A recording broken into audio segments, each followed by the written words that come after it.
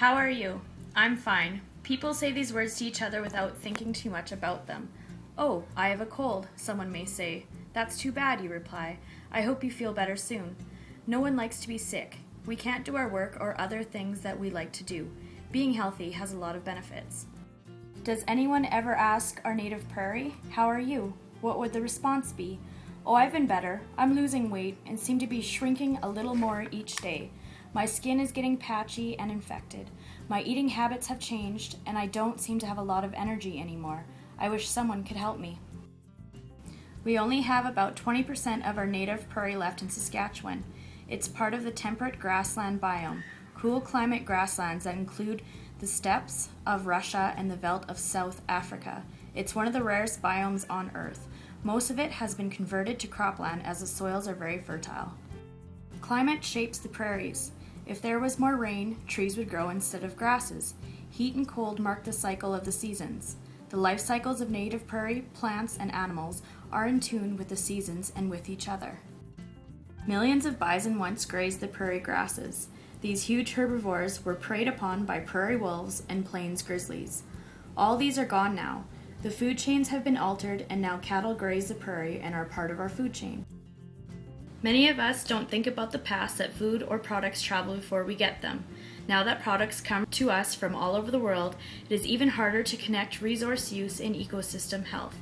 First Nations were able to survive the extreme prairie climate because they respected their close relationship to the land that supplied them with their basic needs. We seem to have forgotten how connected we are to nature as we hurry through our days. We need to pause and take a deep breath and then let it out. Imagine the carbon dioxide molecules that leave your body each time you exhale. Some of the carbon in them may have been part of the meal you ate yesterday. Imagine the carbon dioxide being carried on air currents out of the building and swept up in the prairie wind. One of these carbon dioxide molecules makes its way into the rolling native prairie where needle and thread, Saskatchewan's provincial grass, grows. Imagine the carbon dioxide molecule entering one of the leaves through a tiny portal. It travels into a leaf cell where the carbon is stripped from the oxygen in a sun-powered cellular factory. The carbon is processed with other carbon atoms to form structures that store energy that came from the sun. The carbon products are used to manufacture all the paths of the grass. Needle and thread is a producer, taking simple things like carbon dioxide and water and turning them into leaves and roots. A Richardson's ground squirrel has no way of using carbon dioxide and water to make food or to provide energy. This little consumer gets carbon-containing food by eating plants. Imagine the squirrel eating the needle and thread leaf for the carbon atom, once part of you, and for the energy, once part of a sunbeam. Richardson's ground squirrels are important components of the food web, and it's not long before a ferruginous hawk swoops down and makes a meal of the squirrel. The carbon is once again airborne, now in the muscles, powering the flight of the largest hawk in North America. The ferruginous hawk is top carnivore in the food chain, not needing to watch for anything but the occasional great horned owl. Despite this, the hawk is in trouble. There are very few left in Saskatchewan. This predator depends on native grasslands for survival, and this habitat is disappearing. As well, this is a hawk that doesn't like disturbance, so the increased activity from oil and natural gas exploration can disrupt nesting. Hunting perches are used by the ferruginous hawk. Lone trees are traditional, but now power lines are another option. These power lines hum with energy released from burning carbon-containing coal and natural gas, sun energy that was trapped in plants millions of years ago. Sadly, ferruginous hawks are sometimes electrocuted by power lines. Imagine the hawk that carries the carbon atom that once was part of your breath, falling lifelessly to the ground. From the top of the food chain, the ferruginous hawk drops to become the source of food for scavengers and decomposers. Slowly, over time, the hawk disappears, turning back into simple things like carbon dioxide and water. In its place, a patch of prairie grass grows greener and taller, nourished by the nutrients released to the soil. The carbon atom, which was in you and in the hawk, takes a different round path than before.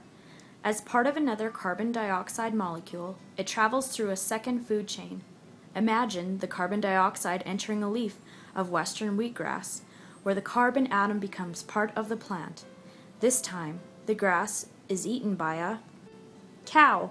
Cows and grasses go together, just like bison and grasses did a long time ago. Grazing keeps native grasslands healthy as long as it's managed to prevent overgrazing. Cattle and bison can't use many of the carbon-containing products in grasses without the help of internal ecosystems in the first part of their stomachs. Imagine the carbon atom locked in the grass traveling into the cow's stomach, where a community of one-celled bacteria, protozoa, and fungi form food chains that break down the grass, releasing nutrients. The carbon atom that was part of you and the hawk becomes part of the cow that lives on the native prairie. In time, the cow is shipped to a feedlot and then onto processing plants. Finally, the carbon ends up in a frozen beef patty that is shipped to your community. Imagine, sometime in the future, going to a fast food restaurant in your community and ordering a hamburger. It's so easy to buy stuff. Walk into a restaurant or store, pay, get food or other products, eat it, use it, throw away what you don't want. But where did it all come from? What's the real cost to Earth from the way we use matter and energy in our day-to-day lives? In 1996, Mathis Wakernagel wrote a book called Our Ecological Footprint. It was based on his PhD thesis at the University of British Columbia.